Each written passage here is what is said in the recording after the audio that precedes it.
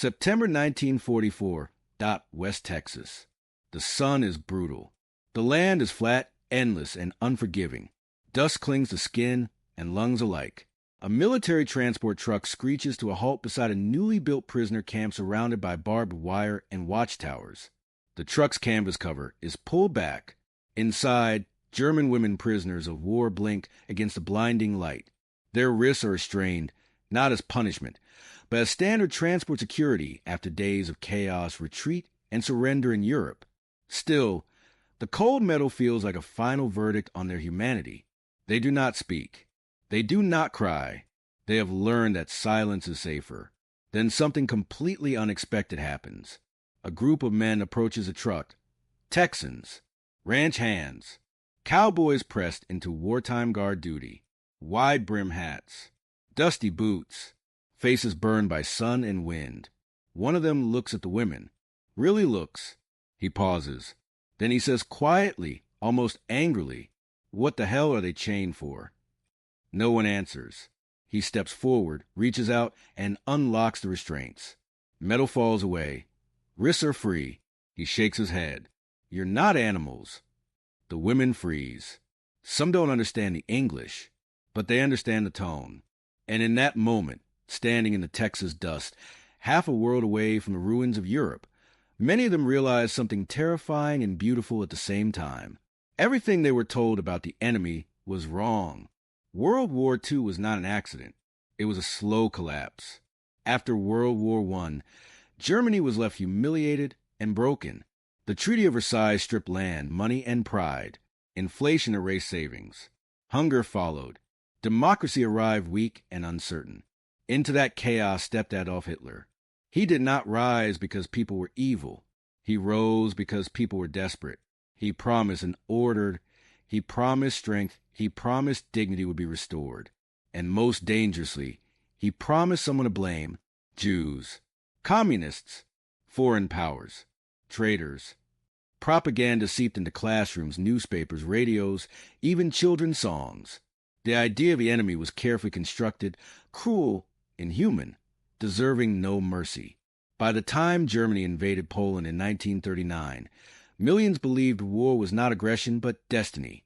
And when destiny arrives, it does not ask who you are. It takes everyone, including women. The war exploded across Europe with shocking speed. Cities fell. Borders vanished. Armies collided. German women were mobilized in ways the world had never seen before.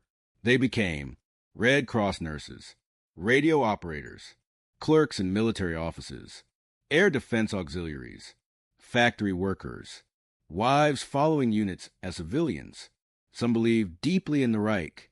Many did not. But belief mattered less than obedience. As the war dragged on, the sounds of daily life changed. Sirens replaced church bells. Bombs replaced lullabies. Letters replaced faces, until letters stopped coming. By 1943, Allied bombers were tearing German cities apart. Hamburg burned. Cologne shattered. Dresden would follow. Women dug through rubble with bare hands, searching for children, neighbors, memories. Food vanished. Children learned hunger before safety. And still, the propaganda continued. The enemy is worse. They will kill you. They will treat you like animals. The turning point did not come gently. It came screaming. Stalingrad. An entire German army was destroyed. Not defeated, erased. Then North Africa. Then Italy. Then the skies over Germany filled with Allied aircraft, night after night, turning cities into ash. And finally, June 6, 1944, Normandy. The Western Front exploded open. American, British, and Canadian troops poured into Europe with overwhelming force. The myth of German invincibility collapsed. Units retreated in chaos. Command structures dissolved. Civilians fled westward, terrified of the advancing Soviet army. Among them were German women attached to military units, nurses, clerks, communication staff. Caught in the collapse, they surrendered, often confused, often exhausted, often believing they were walking into hell. For these women, capture was not relief. It was terrifying. They had been told stories since childhood. Americans were brutal. Americans were immoral. Americans hated Germans, especially German women. During transport after surrender, restraints were sometimes used, not as cruelty, but because the Allied system was overwhelmed. Thousands of prisoners moved rapidly. Chaos ruled, but context means little when fear takes over. The women whispered to each other in trucks, trains, temporary holding areas. What will they do to us? Will we disappear? Will anyone ever know? Some had already lost everything. Home, family, country. Now even dignity felt fragile. Few of them knew they were being sent across the Atlantic. Fewer still knew where they were going. The United States held more than 425,000 German POWs during the war. Texas became one of the largest holding regions. Why Texas? Vast land, distance from front lines, existing military infrastructure. For many prisoners, Texas might as well have been another planet. When the ships arrived, the women were exhausted, malnourished, and emotionally numb. They expected coldness. They expected revenge. Instead, they were processed, medically examined, registered, and guarded. Then came the truck ride inland. And then that moment. The guards were not all career soldiers. Many were reservists, National Guard, ranch hands, farmers, men who had grown up breaking horses, not breaking people. They saw the women step down from the truck, thin, pale, terrified. They saw the restraints, and something did not sit right. The cowboy who spoke that day was not making a speech. He was reacting instinctively. You're not animals. Those words were not policy. They were humanity. The restraints were removed, not ceremoniously, just removed. For the women, that sound, metal hitting dirt, echoed louder than artillery. Some rubbed their wrists in disbelief. Some stared at the men confused.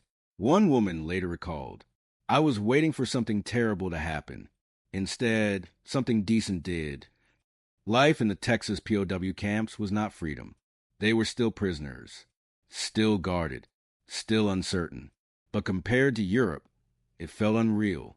There were no air raids, no starvation, no screaming nights. They received food regularly, medical care, work assignments, kitchens, laundry, clerical tasks. The women struggled with guilt. Back home, German cities were rubble. Children were starving. Families were broken. And here they were, alive, safe. That contrast was unbearable. At night, they lay awake replaying memories. Bomb streets, crying children, last letters. Many questioned everything they had believed. If Americans were monsters, why this? If the enemy hated them, why the respect? The lies did not collapse all at once. They cracked, slowly, painfully. From behind fences, the women watched American life. Trucks passed. Music played on radios. Local Texans stared at them, not with hatred, but curiosity. Some waved. Some avoided eye contact. Some asked guards questions. The women realized something deeply unsettling. The enemy had families, jobs, ordinary lives. They were not the monsters of propaganda posters. They were people, and that realization hurt more than fear, because fear is easier than truth. In May 1945, Germany surrendered. There were no celebrations in the camps, only silence. News arrived slowly. Hitler was dead. The Reich was gone. The concentration camps were revealed. The scale of the crime stunned even those who had lived inside the system. For many women, shame settled in quietly. They had not committed those crimes, but they had lived beneath the flag that did. There was no clean resolution, only survival. Repatriation took months. When the women finally returned to Germany, they did not return to victory. They returned to ruins. Cities flattened, families scattered, children older than memory. Some were distrusted, some were ignored, some were simply grateful to be alive. But many carried something rare. They had seen the enemy, close enough to hear their voices, and they knew the truth. That moment in Texas did not end the war. It did not erase suffering, but it mattered, because war survives on dehumanization, on turning people into categories. Enemy, prisoner, other, When the Cowboys said, "You're not animals," he was not absolving anyone. He was drawing a line between war and humanity. This story matters today because wars still begin the same way, with fear, with lies, with the promise that cruelty is necessary. And they still end the same way, with ordinary people carrying memories they never asked for. The question history leaves us is simple and terrifying. When the moment comes to choose between hatred and humanity, will we unlock the chains? Or will we pretend we never saw them at all?